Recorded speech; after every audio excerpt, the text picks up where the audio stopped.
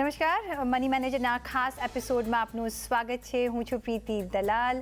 આપણે કરી રહ્યા છીએ સ્વતંત્ર દિવસની ઉજવણી. તો મની મેનેજરમાં આજે આપણે વાત કરીશું ફાઇનાન્શિયલ ફ્રીડમની. ફાઇનાન્શિયલ ફ્રીડમ કેટલી જરૂરી છે અને કઈ રીતે મેળવશો તે અંગે આજે આપણે ચર્ચા કરીશું. અને આ ચર્ચામાં આપણી સાથે જોડાયા છે રૂપી વિથ રિષભના ફાઉન્ડર રિષભ દેસાઈ. રિષભ, ઘણું સ્વાગત છે અને a very happy independence day to you as well. અને દર્શકોને પણ વેરી હેપી ઇન્ડિપેન્ડન્સ ડે. અને રિષભ, આ એક આપણે જે ઉજવી રહ્યા છીએ 76મો ઇન્ડિપેન્ડન્સ ડે આપણે ઉજવી રહ્યા છીએ. અને આ આખું વીક અમે મની મેનેજરમાં પણ ઇન્ડિપેન્ડન્સ ડે અને ફાઇનાન્શિયલ ફ્રીડમ માટે અમે ઉજવી રહ્યા છીએ. તો પહેલાં તો જણાવો કે ફાઇનાન્શિયલ ફ્રીડમ તમારા મતે શું છે અને કઈ રીતના એક ફાઇનાન્શિયલ ફ્રીડમ અચીવ કરવા માટે આપણે રોડ મેપ લેવો જોઈએ? પ્રીતિ, પહેલા તો તમારો ખૂબ આભાર મને શો પર બોલાવવા માટે. તમને, તમારા બધા આખી સીએનબીસી બજારના ટીમ અને બધા વ્યુઅર્સને સ્વાતંત્ર્ય દિવસની ખૂબ ખૂબ શુભેચ્છા આપું છું. આપણને બહુ વર્ષ લાગી ગયા આઝાદી મળવા માટે, બહુ સંઘર્ષ કર્યો, બહુ ટાઈમ લાગ્યો અને the same process financial freedom is not easy, but at the same time in today's time આમ જોવા જઈએ તો ઇન્વેસ્ટમેન્ટના માધ્યમથી આમ થોડું ઘણું ઇઝી પણ થયું છે.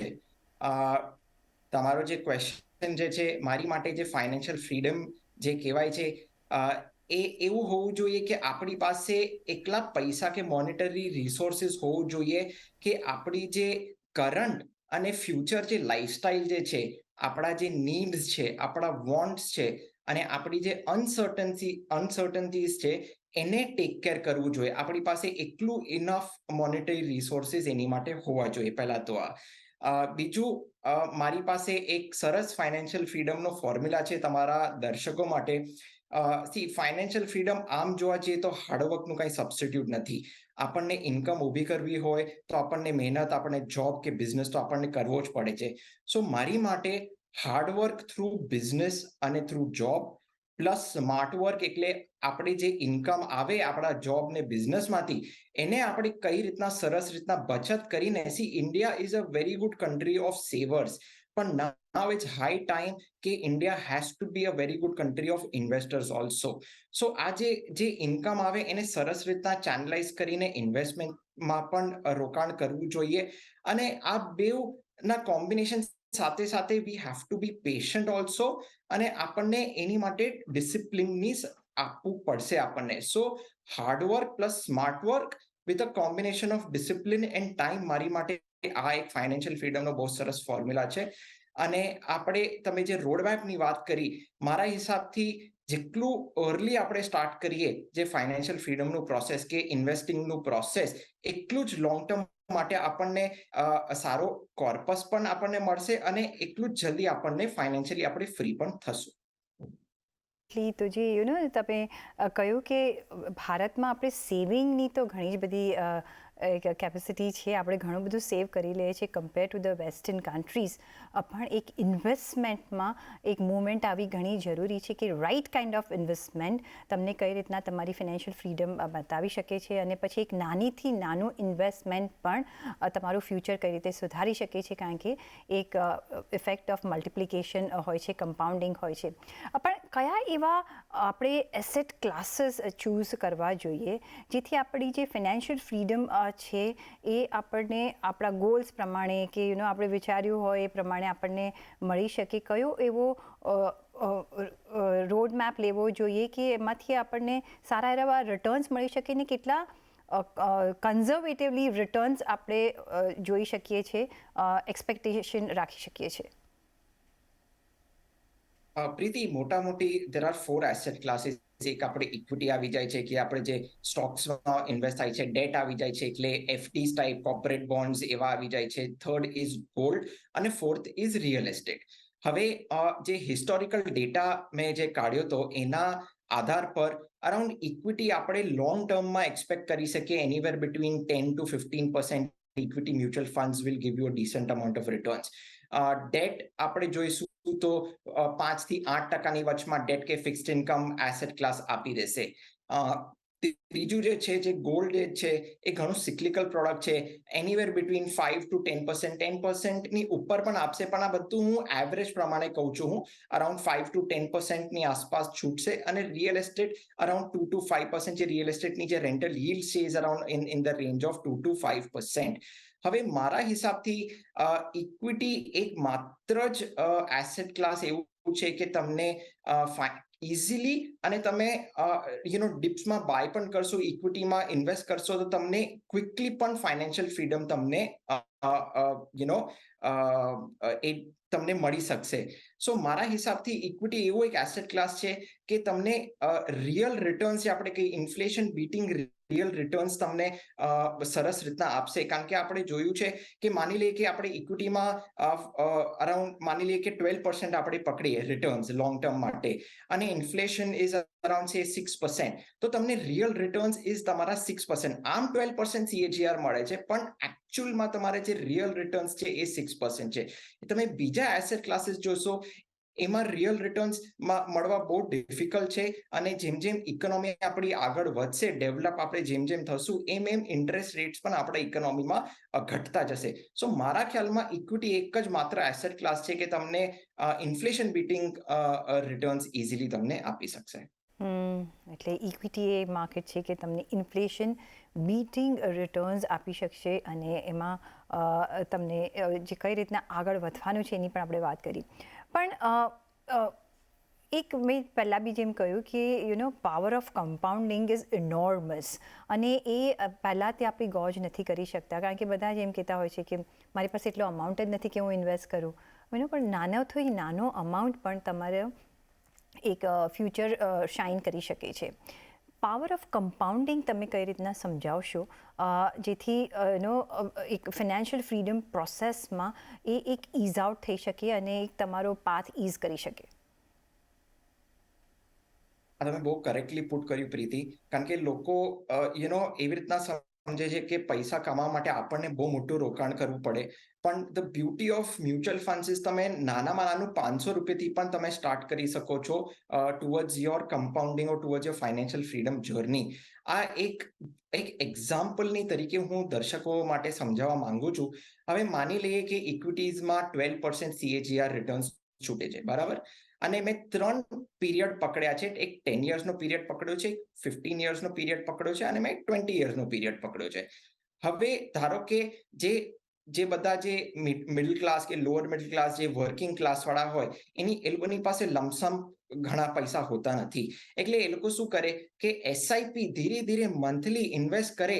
એમાં લોંગ ટર્મ પર 10 યર્સ, 15 યર્સ અને 20 યર્સમાં, હવે ધારો કે એ 10,000 રૂપીઝ મંથલી સ્ટાર્ટ કરે ઇન્વેસ્ટમેન્ટનું ફોર 10, 15 એન્ડ 20 યર્સ, તો 10 વર્ષમાં 12 લાખ રૂપિયા એમનું ઇન્વેસ્ટમેન્ટ બને છે, 15 વર્ષમાં 18 લાખ, અને 20 યર્સમાં 24 લાખ.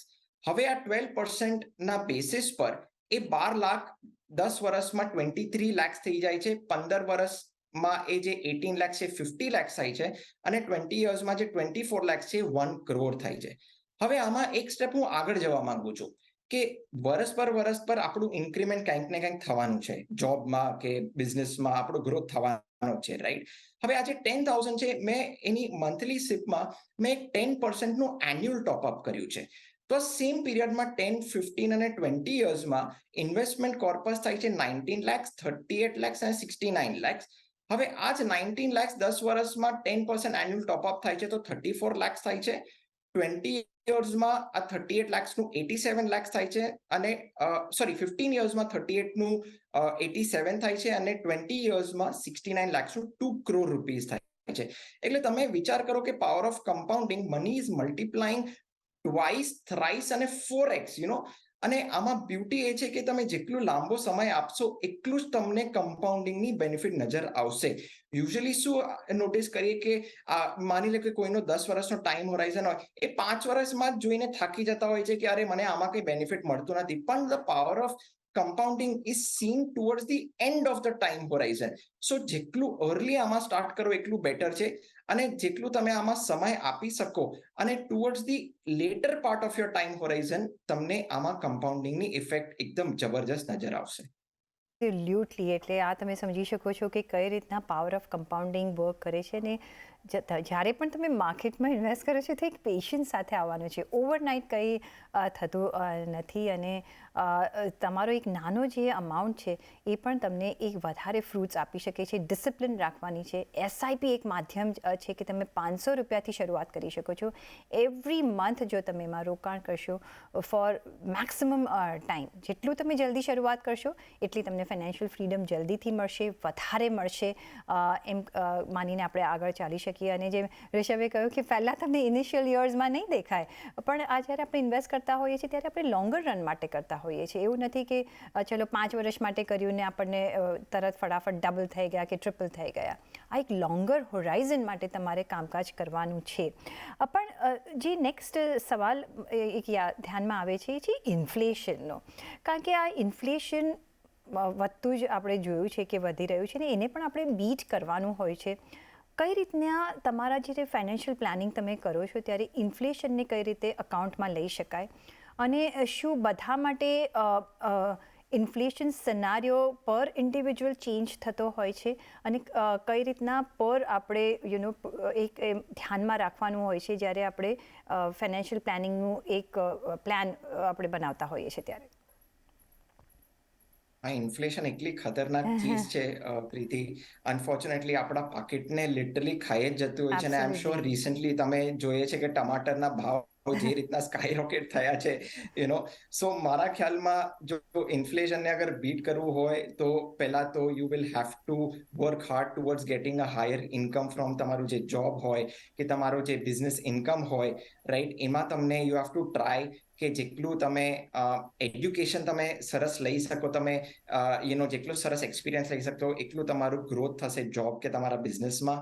અને બીજું કે તમે ઇન્વેસ્ટમેન્ટ ઇન ઇક્વિટીઝ કરો, કારણ કે ઇન્વેસ્ટમેન્ટ ઇન ઇક્વિટીઝ એક જ, મેં પહેલા પણ કહ્યું હતું કે ઇક્વિટી એક જ એવું માત્ર એસેટ ક્લાસ છે કે તમને ઇન્ફ્લેશન બીટિંગ રિટર્ન્સ આપી શકશે.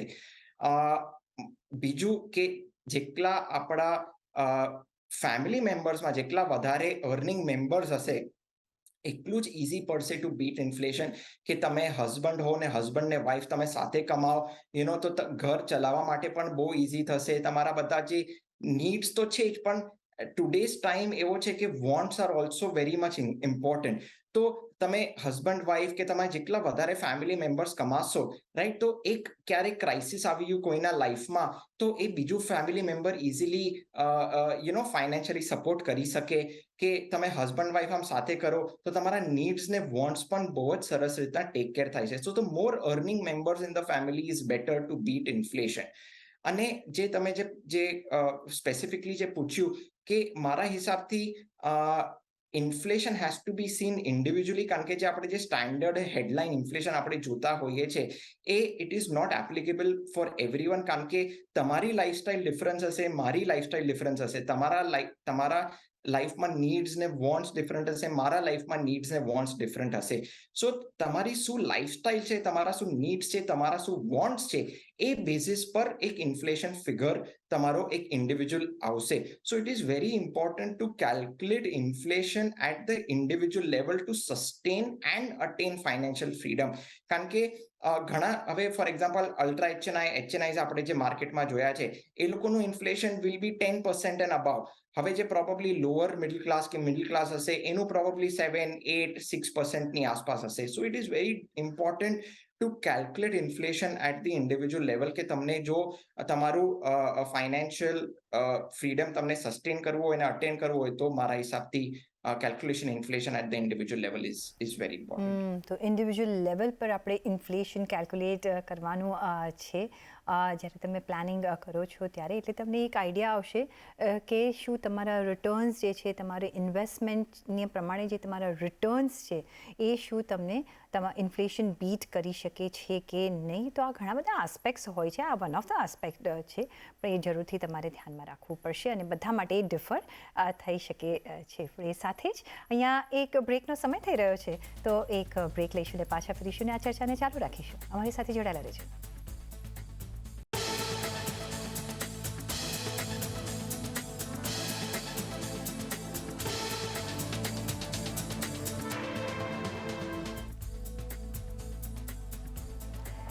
પછી આપનું સ્વાગત છે અને આપણે Ruby with Rishabh investment Rishabh Desai સાથે વાત કરી રહ્યા છીએ અને આજે આપણે ફાઇનાન્શિયલ ફ્રીડમ ઉજવી રહ્યા છે જે સ્વતંત્રતાના આપણે 76 વર્ષની ઉજવણી કરી રહ્યા છે ત્યારે તો CNBC બજાર પણ કશે પાછળ નથી રહેતું અને ઋષભ જ્યારે ઓફકોર્સ આપણે મોટા જે ફંડામેન્ટલ્સ છે ઓફકોર્સ વાત કરી પણ હવે એક સ્પેસિફિક જેટલું આપણે એડ્રેસ થઈ શકીએ કરવાની ટ્રાય કરીએ તો જે હવે ઇન્વેસ્ટર એજ ગ્રુપ ડિફર બધાની થતી હોય છે, બધા જ એક સમયે નથી કરતા. તો સપોઝ 20 વર્ષના ઉંમરની આસપાસના કે 30 કે 40 વર્ષના ઉંમરની આસપાસના એમની જો ફાઇનાન્શિયલ ફ્રીડમ અચીવ કરવી હોય તો કઈ રીતના શરૂઆત કરવી જોઈએ ટુવર્ડ્સ ધેર રિટાયરમેન્ટ, કઈ રીતનું ડિફર થઈ શકે છે એજ વાઇઝ? પ્રીતિ, બહુ કરેક્ટલી તમે પુટ કર્યું અને હું આ એક ડિસ્ક્લેમર આપવા માંગુ છું કે આ this is just a standard data અને ઇન્ફોર્મેશન ગાઈડન્સ આપું છું કારણ કે હરેકની life is very different from each other. So જે 20sમાં જે હોય રાઈટ એ ઇન્વેસ્ટમેન્ટ તરત સ્ટાર્ટ કરી શકે છે.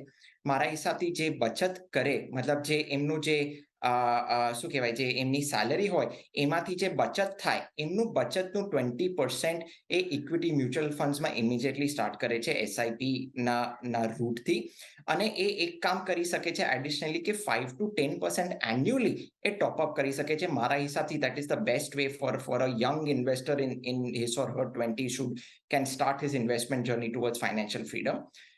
બીજું જે 30 ને 40 વર્ષના જે હોય છે એ મારા હિસાબથી ત્યાર મોટી સેટલડ હોય છે તો they should concentrate more on prepaying their loans અને જે ડેટ જે છે એ જેટલું અર્લી એ પ્રીપે કરે એટલું વધારે એમની માટે બેટર રહેશે ટુવર્ડ્સ ફાઇનાન્શિયલ ફ્રીડમ. હવે એમના ટુવર્ડ્સ રિટાયરમેન્ટ એ ક્લોઝલી જાય તો હવે when you are in your 30s and 40s તો તમને એક આઈડિયા આવી જાય કે મારો શું એક્સપેન્સીસ છે રાઈટ, એન્યુઅલ શું એક્સપેન્સ રહે છે.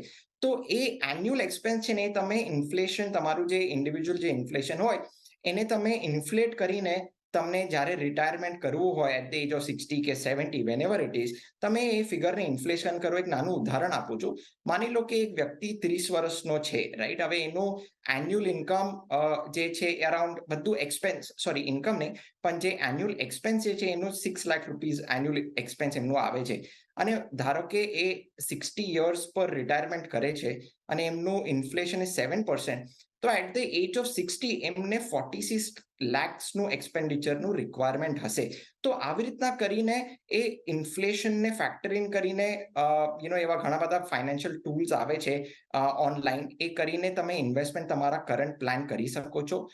મોસ્ટ ઇમ્પોર્ટન્ટલી ઘણા બધા હમણાં કે છે કે કે રિટાયર અર્લી. હું ઓન ધ કોન્ટ્રી એવી રીતના કહું છું કે ડોન્ટ રિટાયર અર્લી કારણ કે ઇન ટુડેઝ ટાઈમ આપણી લાઈફ એક્સપેક્ટન્સી પણ હવે વધારે થાય છે, મેડિકલ કોસ્ટ પણ વધારે થાય છે. આપણો average medical inflation is anywhere between 8 to 14%.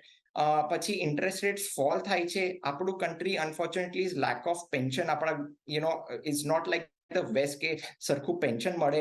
સો મારા ખ્યાલથી તમે જેટલું અર્ન કરી શકો weather it is through your job or through તમને જે પેશન તમારો જે હોય, નોટ નેસેસરી કે જોબમાં પણ, કારણ કે it's very important to enjoy what you do and love what you do as well. So મારા હિસાબથી કે તમે જેટલું તમે કમાવી શકશો તો તમારું ફાઇનાન્શિયલ ફ્રીડમ સસ્ટેન સારું થઈ શકશે. અને most importantly have an adequate health insurance. તમારું સરખું હેલ્થ ઇન્સ્યોરન્સ હશે, ટેક કેર હશે, કારણ કે we are living in very unpredictable times. કેટલા બધા રોગો થતા હોય છે. કોવિડ હેઝ ટોટ અસ કે હેલ્થ ઇઝ વેલ્થ, કેટલું ઇમ્પોર્ટન્ટ છે આપણું સ્વાસ્થ્ય. તો having A health insurance is very important. તો મારા હિસાબથી આ જે પોઈન્ટ્સ મેં કીધા investors in their 20s, 30s and 40s આ થોડું ફોલો કરી શકે છે. અને જેમ ઋષભે કહ્યું કે હેલ્થ ઇન્સ્યોરન્સ એ તો લેવો જ જોઈએ, કોઈ બી એજના લોકોએ લેવો જોઈએ. એમ નથી કે મને કંઈ થશે પછી હું લઈશ તો ઘણું મોંઘું પડશે તમને.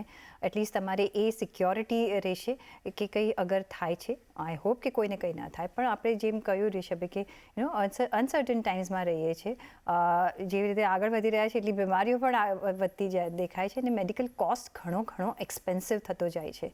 એટલે જો ઇન્સ્યોરન્સ હશે તો you will not have to worry about it અને તમે તમારા હેલ્થ પર ત્યારે ધ્યાન આપી શકશો અને તમારી આખી મૂડી પણ નહીં ધોવાઈ જાય. એટલે પ્લીઝ તમે એક તમારી જાતને પહેલાં સિક્યોર કરો, ઇન્વેસ્ટ કરો, એન્જોય કરો અને તમારું પ્લાનિંગ પણ આ ચાલુ તમારે રાખવાનું છે.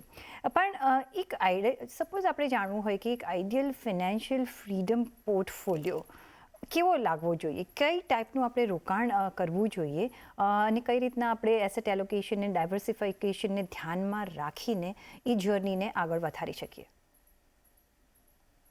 મારા હિસાબથી આપણે જે લોંગ ટર્મની જે વાત કરીએ છીએ, મારા હિસાબથી ideal financial freedom portfolio should be in equities for long term whoever has a time horizon of 10 years and above. તો મારા હિસાબથી 50 to 60% ફ્લેક્સી કેપ સ્ટ્રેટેજીસમાં હોવું જોઈએ, 20 to 25% મિડ કેપ્સ અને 20 to 25% સ્મોલ કેપમાં હોવું જોઈએ. અને જે લોકો એક્ટિવમાં ના જતા હોય અને જેને ડાયરેક્ટલી જ બધું કરવું હોય, તો મારા હિસાબથી passive strategies પણ is very lucrative in today's time. So 50 to 60% આપણે નિફ્ટી 500 ઇન્ડેક્સ ફંડમાં કરી શકે છે, 20 to 25 Nifty mid cap 150 index ફંડમાં કરી શકે છે અને same 20 to 25 Nifty small cap 250 index ફંડમાં કરી શકે છે.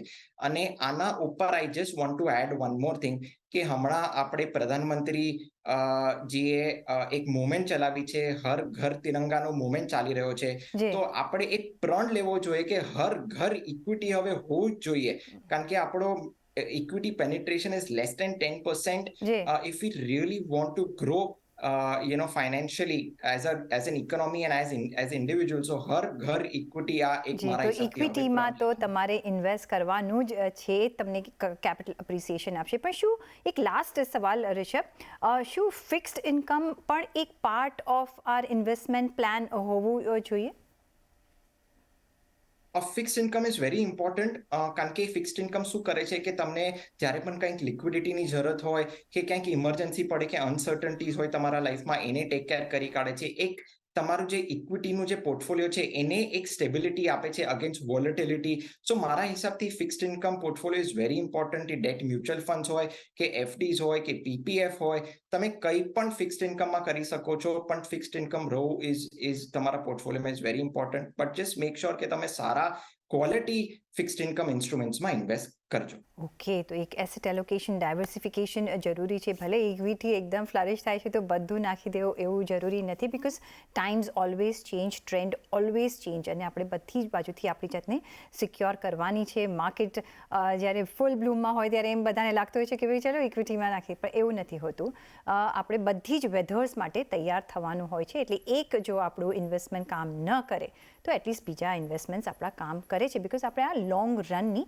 વાત કરી રહ્યા છીએ. ઋષભ, ઓન દેટ નોટ તમારો ઘણો આભાર અમારી સાથે આજે જોડાવા બદલ, અને આ ફાઇનાન્શિયલ ફ્રીડમ મૂવમેન્ટમાં અમને આટલું સરસ રીતે એડવાઇસ કરવા બદલ. આઈ એમ શ્યોર કે અમારા દર્શકોને આનાથી ઘણો બધો લાભ થશે એમને ફાઇનાન્શિયલ ફ્રીડમ મેળવવા માટે.